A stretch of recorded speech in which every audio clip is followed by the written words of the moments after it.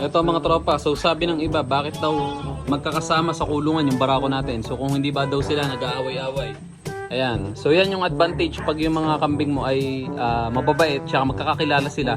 So gaya ng mga to, hindi sila nag-aaway-away sa kulungan. Kahit pag nagkakainan sila, hindi sila nag-aagawan o nag-aaway.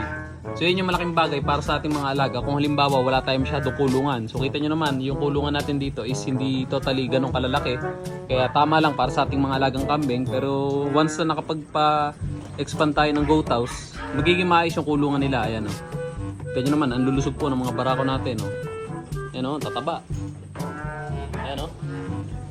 Ayan mga tropa, malulusog. Malulusog na, gwapo pa o. Ayan.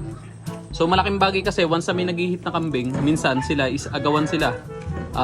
Nagiging agresibo yung barako at nawawala yung pagiging mahiyain nila pag may inahin po na nag-hit. Yan no. Pero hindi po yung mga yung nag-aaway-away, kumbaga lang, talagang magkakasundo po sila. Yan. Sa mga interested na bumili ng kambing, located lang po kami dito sa Barangay Dayap, Nasugbu, Batangas mga tropa. Mga full blood Boers po ang binebenta natin. Wala po tayo sa ngayong mga upgraded at mga native. Sa ngayon po is puro full blood Boers. Yan, medyo maiingay lang yung aso natin doon. Yan o, kumakain sila ng silage. So hanggang dito na lang muna. Maraming salamat and God bless.